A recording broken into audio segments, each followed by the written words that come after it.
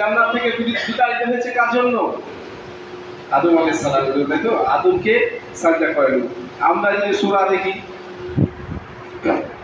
সূরা বাকারা, সূরা আরাফ 11 থেকে 25, সূরা সদের 71 থেকে 85 নম্বর আয়াতগুলো যদি দেখি, তাহলে স্পষ্ট আমরা সেই ইতিহাস, সেই আলোচনাগুলো আমরা শুনেছি, সেইগুলো আমার আলোচনা করার দরকার নাই। মূল যেটা আলোচনা করার আমার বিষয়, যে শয়তান জান্নাতে ছিল, কিন্তু আদম আলাইহিস সালামের কারণে সে পথভ্রষ্ট হয়েছে। আল্লাহ সুবহানাহু ওয়া তাআলা তার সংক্ষিপ্ত কথাটি বলছি, যে আল্লাহ সুবহানাহু ওয়া তাআলা আদম আলাইহিস সালামকে সৃষ্টি করেন। সৃষ্টি করার পরে সমস্ত ফেরেশতা মণ্ডলীগুলোকে সাজদা করতে বলেন। সমস্ত ফেরেশতা মণ্ডলী সাজদা করলেন। শুধু খালিকে সাজদা করেনি, ইবলিস সাজদা করেনি। তিনি বলেছিলেন, আনা খয়রু আনা মিনহুম খালাকতানি মিন নার ওয়া খালাকতাহু মিন তিন, যে আমি তো তার চাইতে উত্তম। তুমি আমাকে সৃষ্টি করেছো কি থেকে? আগুন থেকে। আমি তার চাইতে শ্রেষ্ঠ, তুমি আমাকে সৃষ্টি করেছো আগুন থেকে। আর আদমকে সৃষ্টি করেছে কি থেকে? মাটি থেকে, দিন থেকে, মাটি থেকে সৃষ্টি করেছে। তার চাইতে আমি শ্রেষ্ঠ, আমি তাকে সৃষ্টি করতে পারবো। কি করেছিল? অহংকার করেছিল। আল্লাহ সুবহানাহু ওয়া তাআলা তাকে বলেছেন যে এই জায়গাতে থেকে অহংকার করার কারো সুযোগ নেই। তুমি যত বেঁচে থাকা এবং মানুষের শিরা উপশিরায় চলার ক্ষমতা আল্লাহর কাছে চেয়ে নিয়েছে। আল্লাহ বলছে, যাও, ঠিক আছে, দিয়ে দিলাম। তখন সেই আল্লাহর কসম করে বলেছিল যে তোমার ইজ্জতের কসম, ক্ষমতার কসম। সূরা আল্লাহ সদের 83 নম্বর আয়াতে দেখি, সেখানে ইবলিস বলছে, তোমার ইজ্জতের কসম, ক্ষমতার কসম, আমি বনি আদমকে, তার সন্তানদেরকে প্রত্যেককে আমার অনুসারী করে ছাড়বো, পথভ্রষ্ট করে ছাড়বো, তবে কিছু সংখ্যক ছাড়া, যারা মুহসিন। আল্লাহ সুবহানাহু ওয়া তাআলা বলেছিলেন যে যারাই তোর অনুসারী হবে, তোকে এবং তোর অনুসারীকে দিয়ে জাহান্নাম পরিপূর্ণ করে দেব। আর শয়তান কি বলেছিল? যে আমি প্রত্যেককে কি করব? পথভ্রষ্ট করব। কোথা থেকে? সরল পথে পেতে বসে থাকবো, ডানে থেকে, বামে থেকে, সামনে থেকে, পেছনে থেকে তাদেরকে আক্রমণ করবো, পথভ্রষ্ট করবো। এই হচ্ছে শয়তানের প্রতিজ্ঞা। চ্যালেঞ্জ করেছিল আল্লাহ ক্ষমতার কসম করে, সেই চ্যালেঞ্জ করে বলেছিল। আমরা শয়তানের ফাঁদ সম্পর্কে কিছু আলোচনা করবো, কয়েকটি ফাঁদ নিয়ে আলোচনা করবো, যে শয়তান কোন কি ফাঁদে ফেলে মানুষকে পথভ্রষ্ট করার চেষ্টা চালায়। শয়তানের অসংখ্য ফাঁদ রয়েছে, অসংখ্য ফাঁদ রয়েছে। শয়তান মানুষকে পথভ্রষ্ট করার জন্য অসংখ্য ফাঁদ পেতে রেখেছেন। মুসনাদ আহমদ শরীফের হাদিস আছে, আব্দুল্লাহ ইবনে মাসউদ রাদিয়াল্লাহু তাআলা আনহু তিনি বলছেন যে রাসূলুল্লাহ সাল্লাল্লাহু আলাইহি ওয়াসাল্লাম একদিন চললেন, মাটিতে সরল রেখা টানলেন একটা, হ্যাঁ, ডানে বামে অনেকগুলি ছোট ছোট রেখা টানলেন, আকৃতি দেন, দিয়ে বললেন যে এটা হচ্ছে কি, যেটা সোজাটা আকিদ সরল রেখা, এটা হচ্ছে সোজা পথ, সিরাতাল মুস্তাকিম। আর যত ডানে বামে যতগুলো ছোট ছোট রেখা টেনেছিলেন, সেগুলো হচ্ছে বক্র পথ। বলতে সেগুলো হচ্ছে বক্র পথ, তাগুতের পথ, শয়তানের পথ। অর্থাৎ সরল পথ কয়টা? একটা। আর বক্র পথ, শয়তানের পথ, তাগুতের পথ কত? অসংখ্য, অনেক পথ। শয়তান অসংখ্য পথ ফাঁদ পেতে রেখেছে, কি করার জন্য? বনি আদমকে পথভ্রষ্ট করার জন্য। আর তার ফাঁদে আজকে এই বনি আদম পা দিয়ে পথভ্রষ্ট হয়ে গেছে, পথভ্রষ্ট হয়ে গেছে। সেই যে বলেছিল যে আমি অধিকাংশকে, প্রত্যেককে কিছু সংখ্যক ছাড়া প্রত্যেকে পথভ্রষ্ট করে ছাড়বো, আর সেই কাজটা করতে সক্ষম হয়েছে। আপনি দেখেন, একটু আপনি হিসাব করে দেখেন কিভাবে সে সফল কাম হয়েছে, সাকসেস হয়েছে। আজকে দিনে সারা পৃথিবীতে জনসংখ্যা কতজন মানুষ রয়েছে সারা পৃথিবীতে? জনসংখ্যা প্রায় 800 কোটি। 800 কোটি, হ্যাঁ, 800 কোটি মানুষ, ধরলাম 800 কোটি। এই 800 কোটি মানুষ কার অনুসারী? আদম আলাইহিস সালাম। আদম আলাইহিস সালাম মুসলিম ছিলেন না অন্য ধর্মের ছিল? মুসলিম ছিলেন তো। এবং এখনো যতগুলো সন্তান আদম আলাইহিস সালাম থেকে শুরু করে কিয়ামত পর্যন্ত যতগুলো নবজাতক সৃষ্টি করবেন, তারা ইসলামের উপরে মুসলিম অবস্থাতেই জন্মগ্রহণ করেন। তাহলে সবাই মুসলিম ছিল। তো পৃথিবীতে মুসলিম কতজন রয়েছে?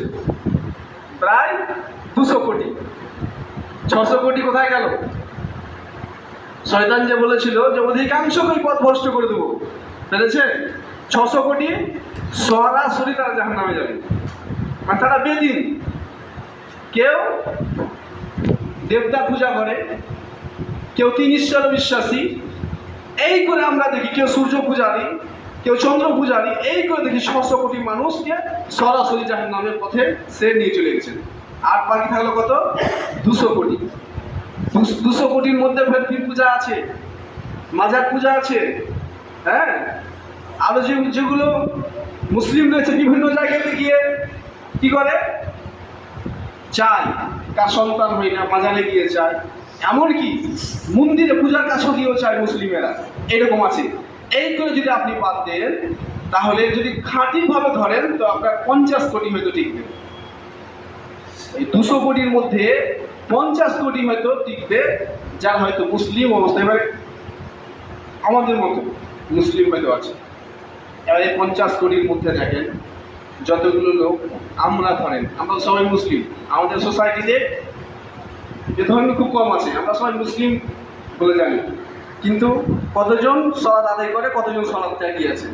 আর সালাত ত্যাগ করলে কি হচ্ছে? কাফের হয়ে গেল।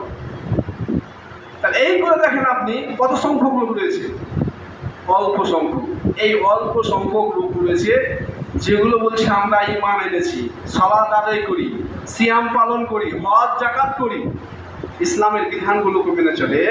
এই লোক সম্পর্কে আল্লাহ সুবহানাহু ওয়া তাআলা বলছেন সূরা ইউসুফের 106 নম্বর আয়াতে যে ওমা ইকমিরু আফসারুহুম বিল্লাহি ওয়া হুম মুশরিকুন, কি অধিকাংশ মানুষ ঈমান আনা সত্ত্বেও মুশরিক।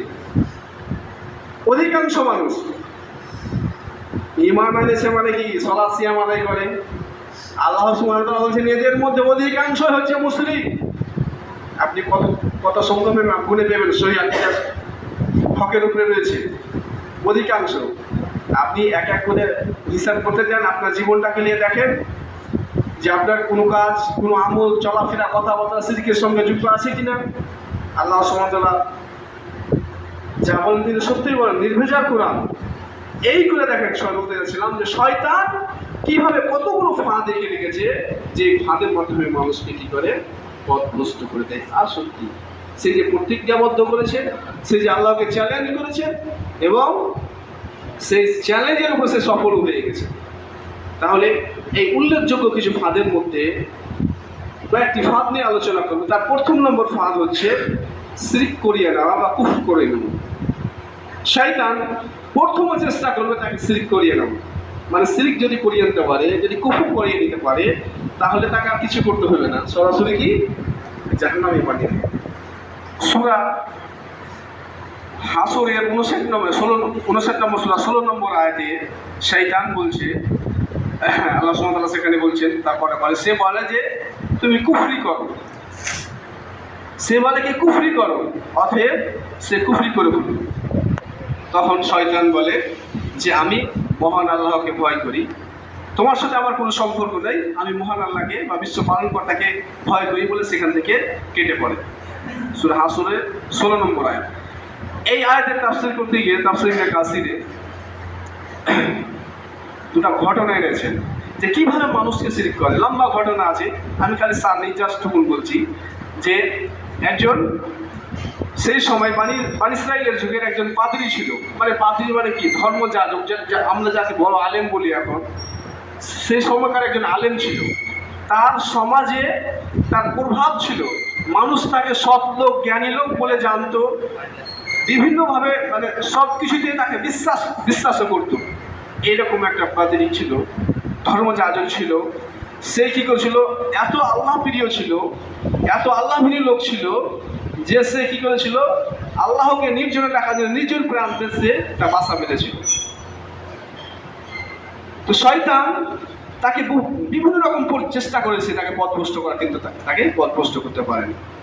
তো শয়তান একটা শেষ চেষ্টা যে কি করলো, একটা